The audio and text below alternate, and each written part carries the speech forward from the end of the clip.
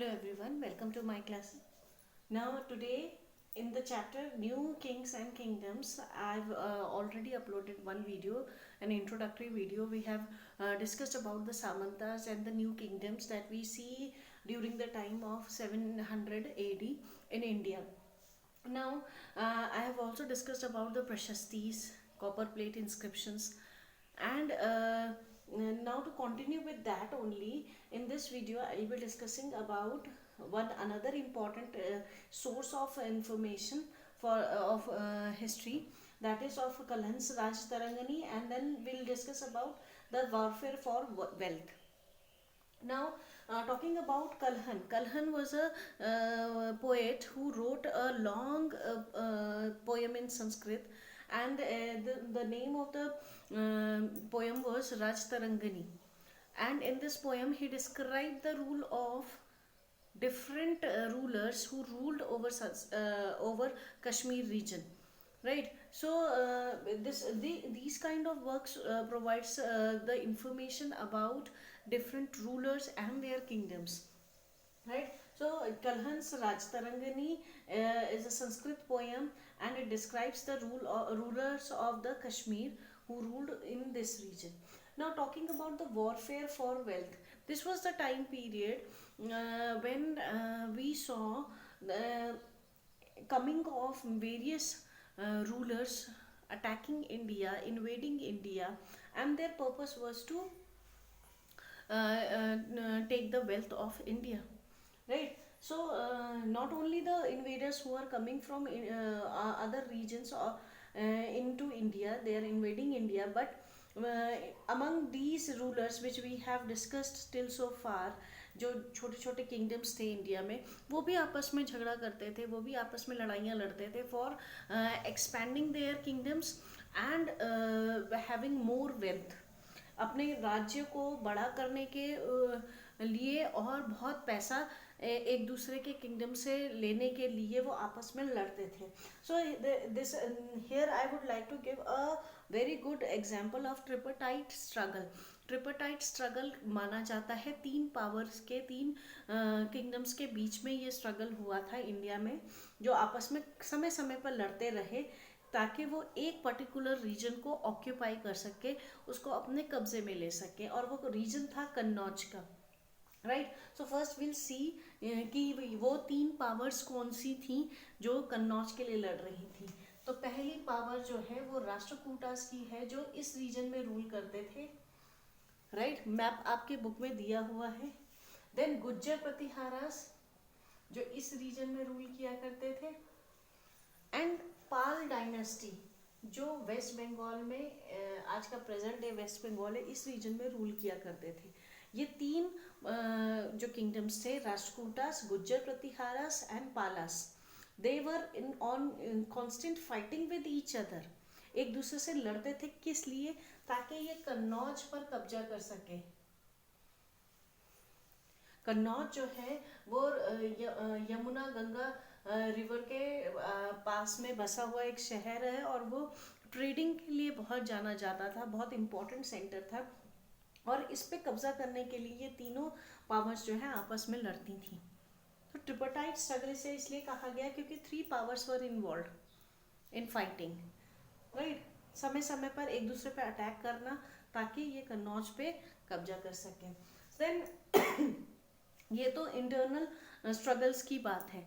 Now talking about the foreigners who invaded India, वो कई ऐसे इन्वेडर्स हुए जिन्होंने भारत पे आक्रमण किया just because they wanted to have the wealth of India.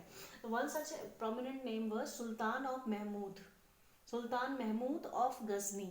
Ghazni जगह का नाम है जो कि अफगानिस्तान में था, और वहाँ का जो राजा था महमूद, उसने इंडिया पे वो गजनी में उसने 997 से लेकर 1030 AD तक रूल किया था, और लगभग हर साल ये इंडिया पे अटैक करता था, राइट. तो Mahmud of Ghazni attacked India. He was a ruler of Ghazni in Afghanistan. He attacked India 17 times, and every time whenever he attacked, his main purpose was to take the wealth of India. and he was responsible for plundering the Somnath temple of Gujarat. Somnath में बहुत बड़ा मंदिर था, क्योंकि मंदिरों में सबसे ज़्यादा पैसा होता था, सबसे ज़्यादा धन दौलत होती थी. तो ये these temples became the target to acquire wealth. ठीक है, इसीलिए मंदिरों को टारगेट किया जाता था, उन्हें तोड़ा जाता था, उनसे पैसा या खजाना लूटा जाता था. So this Mahmud of Ghazni done this, and he led the wars against India, against the Indian rulers, right. Then उसके साथ साथ हमें कैसे पता चलता है कि ऐसा हुआ होगा. उसके उसने एल ब्रूनी को अपॉइंट किया था. L Bruny was an writer, and he wrote a book called Kitabul Hind. Now, this book was written in Arabic language, and he mentioned about these attacks in the book, right.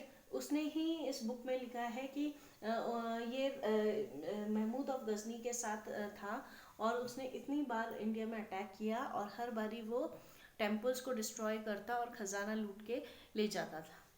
So this information we get from El Bruni's work Kitabul Hind, right, which is written in Arabic language.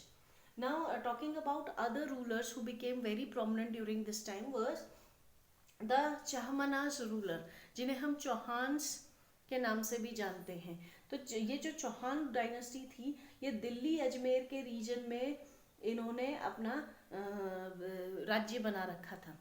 और यहाँ इस dynasty का सबसे prominent ruler हुआ पृथ्वीराज चौहान 3. तो पृथ्वीराज चौहान के time पे Afghan ruler Mohammad Ghori ने अटैक किया था इंडिया में. अब इन दोनों के बीच में 2 लड़ाइयाँ लड़ी गई. 2 battles were fought between Prithviraj Chauhan and Mohammad Ghori, who was an Afghan ruler. So a stiff competition was given by Prithviraj Chauhan to Muhammad Gauri, and in these 2 battles took place in year 90.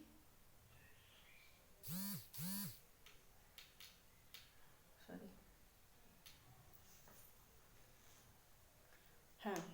These 2 battles were fought in the year 1191 and 1192. 1191 में in the first battle Prithviraj Chauhan defeated Mohammad Ghori, वो वापस चला जाता है, और फिर अपनी सेना को इकट्ठा करके दोबारा इंडिया पर अटैक करता है दूसरे साल 1192 में.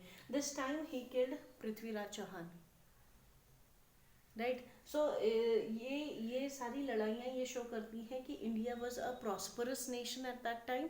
India was having huge wealth, and this wealth attracted the people not from the various regions of Asia, and they entered India, they invaded India many times. And not only this, the internal ruler, the Indian rulers themselves were fighting among themselves,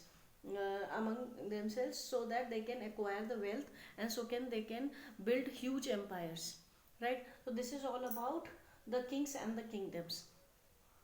Wait for the next video. Please like, share and review, and subscribe my channel. Thank you.